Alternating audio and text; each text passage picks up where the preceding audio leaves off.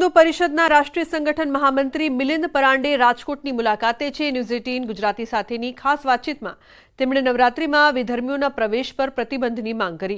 લવ જેહાદની ઘટનાઓને રોકવા ખેલૈયાઓના ઓળખ કાર્ડ ચકાસીને જ પ્રવેશ આપવાની માંગ કરી।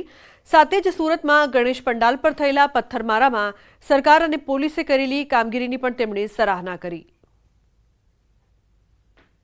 एक तरफ नवरात्रिનો તહેવાર નજીક આવી રહ્યો છે તો બીજી તરફ સુરતમાં જે છે એ ગણેશ પંડાલ ઉપર પથ્થર મારવાની ઘટના પણ બની છે। ત્યારે વિશ્વ हिंदू परिषदના संगठन महामंत्री मलिंदर जी છે આપણી સાથે। આપણે એમની સાથે વાત કરશું। क्या कहेंगे आने वाले दिनों में नवरात्रि का त्योहार भी आ रहे हैं, क्या किस तरीके की व्यवस्था होनी चाहिए? देखिए, एक कंट्रोवर्सी हर वक्त होती है कि मुसलमानों का एक वर्ग वहाँ पर गरबा नाचने के लिए आता है। अभी इसकी आवश्यकता नहीं है, क्योंकि यह तो दुर्गा माता का उत्सव है। तो यहाँ पर यदि गरबा नाचने के लिए आएंगे तो यहाँ पर भी उनकी देवी के प्रति श्रद्धा नहीं है, और इसीलिए फिर उनका हेतु क्या है। और इसीलिए हम तो आह्वान करेंगे सभी नवरात्रि के गरबा का आयोजन करने वाले मंडलों को कि उन्होंने ऐसे लोगों को अनुमति नहीं देनी चाहिए, आईडी देखकर उनको प्रवेश देना चाहिए। यह बहुत आवश्यक है, नहीं तो लव जिहाद की भी अनेक घटनाएं होते हुए दिखाई देती है। खासतौर पर सूरत की घटना के बाद भरूच में भी घटना हुई है, वडोदरा में भी हुई है। ये घटना बढ़ने का वजह क्या आप मानते हैं? देखिए, जो गणपति उत्सव है यह एक राष्ट्रीय विचारधारा का उत्सव है, और यह सार्वजनिक गणेशोत्सव संपूर्ण भारत में अत्यंत लोकप्रिय है। और इस उत्सव के ऊपर जिहादी हमले हो रहे हैं, तो यह जो काम वो कर रहे हैं, इस राक्षसी वृत्ति को तो कुचलने की आवश्यकता है। कोई भी ऐसी हिंसा को सभ्य समाज में स्थान नहीं है। तो नर्मदा जिल्लाना मुख्य मथक राजपीपळा खाते काछिया समाज द्वारा छेल्ला 25 वर्षथी गणेश स्थापना करवामां आवी रही छे। અહીં ઇકો ફ્રેન્ડલી શુદ્ધ માટીની ગણપતિ દાદાની મૂર્તિ બિરાજમાન છે।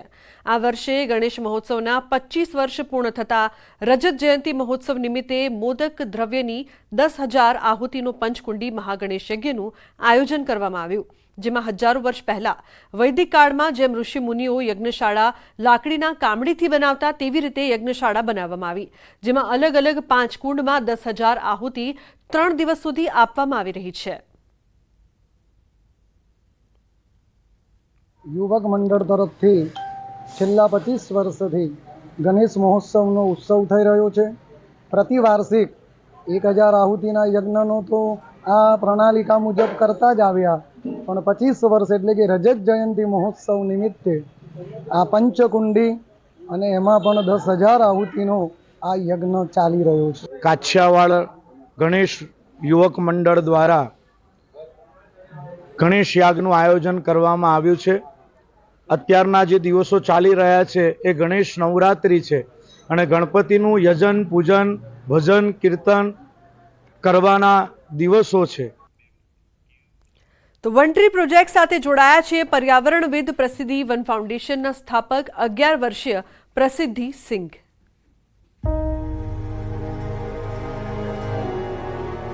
સૌને નમસ્કાર। હું 11 વર્ષીય સામાજિક ઉદ્યમી અને પર્યાવરણવાદી છું। હું પ્રસિદ્ધિ વન ફાઉન્ડેશન અને ગ્રીન પિલરની સ્થાપક છું। હું તમિલનાડુના ચેંગલપટ્ટુથી છું અને હું પ્રકૃતિ પ્રેમી છું। હું હંમેશા પ્રકૃતિથી પ્રેરિત થઈને પાંદડાઓના ગડગડાટ, મધમાખીઓના ગુંજારવ અને બીજના ફફડાટની પ્રશંસા કરું છું। 6 વર્ષની ઉંમરે મેં નક્કી કર્યું કે મારે મારું પોતાનું વૃક્ષારોપણ કરવું છે, અને હાલમાં મેં 1,50,000થી વધુ વૃક્ષો વાવ્યા છે। મને 18 વર્ષની ઉંમરમાં રાષ્ટ્રીય બાળ પુરસ્કાર મળ્યો, જેના થકી ભારતમાં મારી યાત્રા ચાલુ રાખવા માટે આ મારા માટે એક પ્રેરણા હતી। પ્રોજેક્ટ વન ટ્રી નામ સૂચવે છે એક વૃક્ષ કેવી રીતે પર્યાવરણમાં ફરક લાવી શકે। આપણે સમજવાની જરૂર છે કે જો આપણે કુદરત તરફ એક પગલું ભરીએ તો તે આપણી તરફ હજારો ડગલા દોડીને આવશે। યોગ્ય માટી, યોગ્ય બીજ, યોગ્ય વાતાવરણ બધું જ મહત્વપૂર્ણ છે, પરંતુ સૌથી મહત્વપૂર્ણ છે વૃક્ષ માટે પ્રેમ, કરુણા અને આરાધના। આપણે એક વૃક્ષ વાવીએ કે 100 વૃક્ષો, આપણી સફર પર્યાવરણને લઈને અઘરી તો છે જ, પરંતુ આપણું શીખવાનું મૂલ્ય વધવાનું છે। યુવાનો તરીકે આપણી પાસે જે ઉત્સાહ છે, આપણી પાસે સાહસ શક્તિ છે, આપણી પાસે જે સર્જનાત્મકતા છે, જો આપણે આ શક્તિઓને આપણી પૃથ્વીના ભલા માટે ઉપયોગ કરીએ તો તેનો પર્યાવરણ પર અદ્ભુત પ્રભાવ રહેશે. દરેક ખડકને આપણે બચાવી શકીએ છીએ અને તેનાથી પર્યાવરણને ફાયદો થાય છે. પ્રોજેક્ટ વન ટ્રી ભારતના સમુદાયને પુનર્જીવિત કરવામાં ચોક્કસપણે સારી ભૂમિકા ભજવશે. Revitalizing India's communities.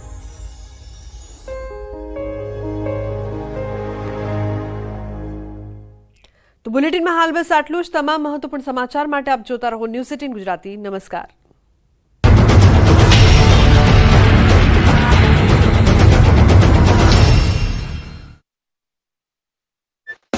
વિસ્તારમાં પોલીસના ધાડે ધાડા ઉતારી દેવાયા.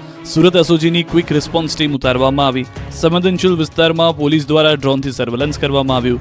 સતત ત્રીજા દિવસે સૈયદપુરા પોલીસ ચોકી સર્કલ પાસે પોલીસ દ્વારા સમગ્ર વિસ્તારમાં ડ્રોન સર્વેલન્સ કરવામાં આવ્યું. એટલું જ નહીં, શહેરના જુદા જુદા પોલીસ મથકના સંવેદનશીલ વિસ્તારમાં પોલીસની ચાંપતી નજર છે. ખટોદરા, અઠવા, સલાબતપુરા, લાલગેટ, લીંબાદ પોલીસ દ્વારા ડ્રોનના માધ્યમ થકી ગેરપ્રવૃત્તિઓ પર બાજ નજર રાખવામાં આવી રહી છે. સંવેદનશીલ તથા કમ્યુનલ વિસ્તારમાં સતત પેટ્રોલિંગ કરવામાં આવી રહ્યું છે. આઝાદનગર, રસુલાબાદ, તડકેશ્વર, ગોકુલનગર, નાનપુરા, કાદરશાહ નાલ, રુસ્તમપુરા, સૈયદપુરા ચોક, મૈદરપુરામાં ડ્રોન ઉડાવવામાં આવ્યું છે. ઝૂંપડપટ્ટી વિસ્તાર તથા ધાબા પર ચેકિંગ ચાલુ છે. ફૂટ પેટ્રોલિંગ કરી સમગ્ર વિસ્તારમાં નિરીક્ષણ કરવામાં આવ્યું છે. બીજી તરફ સુરતમાં શાંતિ સમિતિની બેઠક મળી. પોલીસ કમિશનરની અધ્યક્ષતામાં બેઠક મળી, જેમાં સૈયદપુરામાં પથ્થરમારાની ઘટના અંગે ચર્ચા થઈ. પથ્થર ફેંકનારા યુવાઓને સાચા માર્ગ પર લાવવા કમિશનરે અપીલ કરી. શહેરમાં શાંતિ અને સુમેળભર્યું વાતાવરણ જળવાઈ રહે તે દિશામાં પ્રયાસ કરવા સૂચના.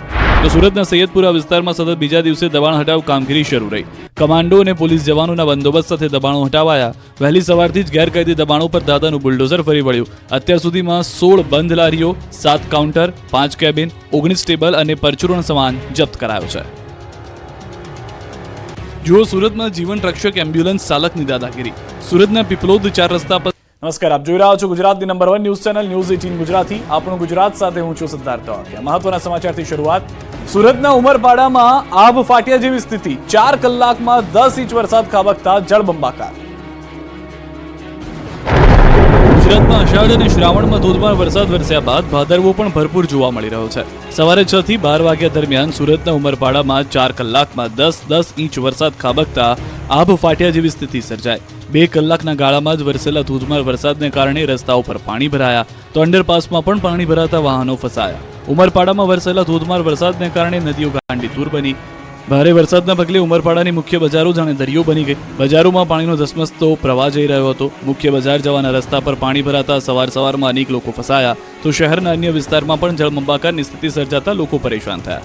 દ્રશ્યોમાં જોઈ શકાય છે કે ક્યાંય રોડ જોવા નથી મળી રહ્યા. પાણીમાં રસ્તાઓ ડૂબી ગયા છે. પાણીની મનમાનીના કારણે લોકોનું જીવન થંભી ગયું. આખા શહેરને બાનમાં લીધા જેવી સ્થિતિ થઈ ગઈ. બારડોલી પંથકમાં મેઘરાજાએ બોલાવી બગડાટી, ગામડાઓ જળથી તરબોળ. દક્ષિણ ગુજરાતમાં વરસાદે ફરી જમાવટ કરી. બારડોલી સહિતના વિસ્તારમાં સવારથી બગડાટી બોલાવી. કડાકા ભડાકા સાથે વરસાદ પડતા ગામડાઓ જળથી તરબોળ થઈ ગયા. બારડોલીના ગ્રામ્ય વિસ્તારોમાં ભારે વરસાદના કારણે નદીઓ ગાંડીતુર બની. બારડોલી શહેરમાં પણ ભારે વરસાદથી રોડ પર વાહન ચાલકો ફસાયા. સવારમાં કામ ધંધે જતા લોકો અલંકાર 4 રસ્તા પર ટ્રાફિક જામ અટવાયા, તેમજ સ્કૂલ બસ ટ્રાફિકમાં ફસાઈ. ભારે વરસાદના પગલે બારડોલી નગરના માર્ગો થયા પાણી. બીજી તરફ બારડોલીના અનેક વિસ્તારમાં જળબંબાકારની સ્થિતિ સર્જાઈ. બારડોલીના રેલવે અંડરપાસ સ્વિમિંગ પુલ બની ગયો. ભારે